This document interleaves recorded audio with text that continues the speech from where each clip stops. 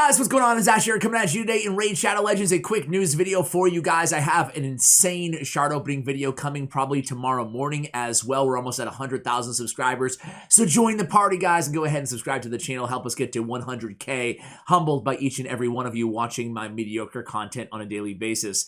So today we're going to talk about the arena, about Shadowkin Faction, and about or Faction Crypt to be more specific, in Faction Wars, and about the new Fusion Champion. We're going to keep it pretty brief on each topic. So first, let's go ahead and talk about the Shadowkin Faction Wars. Alright guys, so they make a couple points about the 10-time event and about summoning the best Shadowkin Void champions. Congratulations if you got Riho Bone Spear, guys. And they go on to say they'll be expanding the faction with new champions that will be arriving throughout several updates. That's why the Shadowkin Crypt will not open for the next few months at least. We'll let you know as soon as it's close to release. This is the one time where I'm not going to complain about a delayed release. I know a lot of people are kind of close to getting Lydia right now, and you know, the longer they can put that off, the more time they can give us to accumulate not just these accessories but artifacts for all these champions and the champions themselves. I think overall the better. What about you guys? Are you with me? Are you down for a delay on Shadowkin Faction Crypt? I can't see anybody who's really, you know, dying to have it in game immediately, right? There's so much content in the game as is. And then they go on to talk about Classic Arena. So this is important, and it's kind of a little bit of bad news, right? So I made a whole video giving Plarium a ton of credit for fixing the arena finally, and you guys were receptive to it as well. A lot of you guys in those comments, the vast majority of you guys saying finally the arena is fixed. Well, bad news, guys, bad news. Let's go on to the next topic. It's about the arena. Last month we said that we made some changes to matchmaking, namely tweaking matchmaking in bronze and silver, but also added new segments to our server for smoother game performance. One of the side effects to the segments addition was that low-level accounts appeared in almost all arena tiers. Remember, this is only a temporary deviation. Weaker accounts will gradually be demoted to lower tiers. That's why working on your arena team, exploring new tactics, strategies, and be ready to encounter worthy opponents in the future. Ooh. That one hurts, man. That one really hurts because it looks like these arena changes, specifically in gold, is going to be short-lived. It's going to be short-lived. And, you know, I'm not going to go on and on and on here about this point because we really shared a lot of our opinions on our previous 2 arena discussion videos.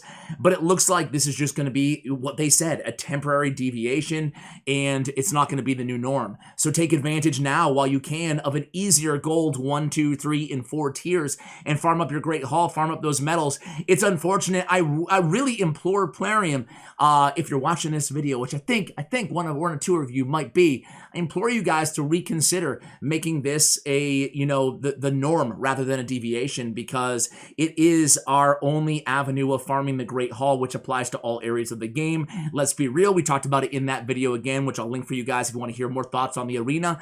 But 99.9% of the player base looks at PvP Arena as a way to farm their Great Hall, not a way to, you know, for the best and the boldest competitive PvP action in the game, right? So that's just the truth of the matter. I don't even think that's really opinion. I think that, you know, you guys have really made it known on not just my channel comments, but all over the community. So I really hope that Plarium, you know, rethinks making it as easy, because it's not fair to players now who didn't have opportunities to take advantage of the arena when it was always like this years ago, right? A year and a half ago or so. When I farmed most of my arena when it was really easy to do so. Anyway, guys, the last point is this new Fragment summoning event. Let's take a look at this champion. So his name is Versulf the Grim. He is going to be a Fragment summon champion. Looks to be maybe a little underwhelming. Let's go ahead and take a look at his kit here. First of all, let's see what Plarium says about him first, right? This is what they shared with the content creators. Knight Revenant Legendary HP Force champion. He will have be great in PvE content, especially dealing with waves and DT bosses like the Magma Dragon. His A1 will provoke enemies and shield himself. His A2 will AoE enemies and punish them with an additional hit if they are under control debuffs, and he has provoke in his kit himself on his passive.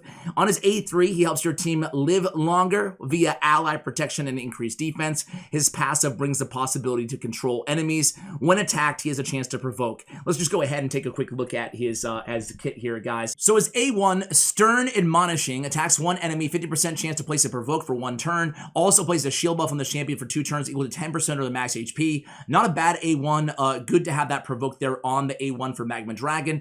On the A2, Reign of Sorrow attacks all enemies, places an extra hit on enemies under stun, freeze, fear, true fear, and provoke debuffs. Each hit has a 75% chance of placing a leech debuff for 2 turns. We're going to assume this can be cooled down or booked down to a 3-turn cooldown.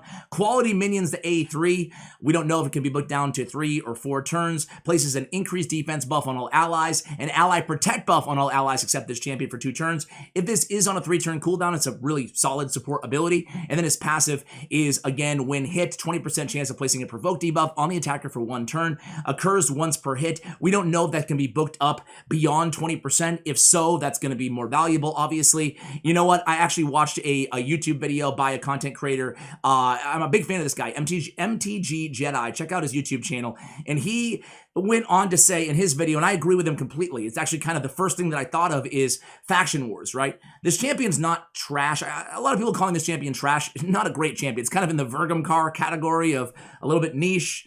Definitely a good champion to pass on, right? In terms of if you're already, you know, feeling the grind of Raid Shadow Legends, no issues passing on this champion at all. I'll probably go for him just because I don't mind Fragment summons. I'm lazy on fusions, but I don't mind Fragment summons, so I'll probably go for him. But again, not one of the better champions. Want to be very clear with that. I'd encourage you guys, if you're feeling burnt out at all, to pass on this champion. However, not trash in my opinion, but the big bummer is, and again, to get to MTG Jedi's point, let's go ahead and show you guys Knight Revenant Faction, right? There's a real lack of quality crowd control in Knight Revenant. Really, for me to beat Faction Wars 20 and 21 when I originally did it, I really had to rely heavily on Senesha and Skullcrown in stun sets, right? Really utilizing their A1 of Senesha and both the AoE abilities of Skullcrown and Miscreated Monster, right? So I used these 3 champions as my CC, but there's not any good, even in the rare category, there's not many good CC choices here.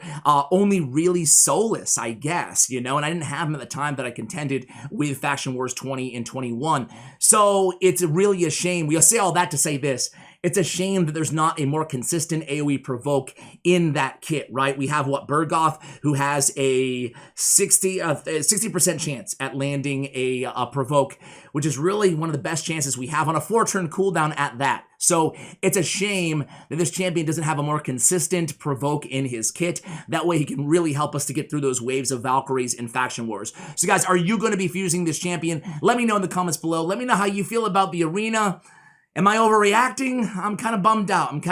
It doesn't really affect me on my main account, but my free-to-play, it certainly does. I've been enjoying the arena being quite a bit easier, to be very honest with you guys. Expect an arena video, maybe, but expect a free-to-play video coming at you guys on Monday. Thank you so much for watching till the end of this video, guys. Kind of short one today, but again, don't miss the shard opening video tomorrow. It is a banger. Guys, thanks so much for watching. Have a great weekend, and as always, take care, guys.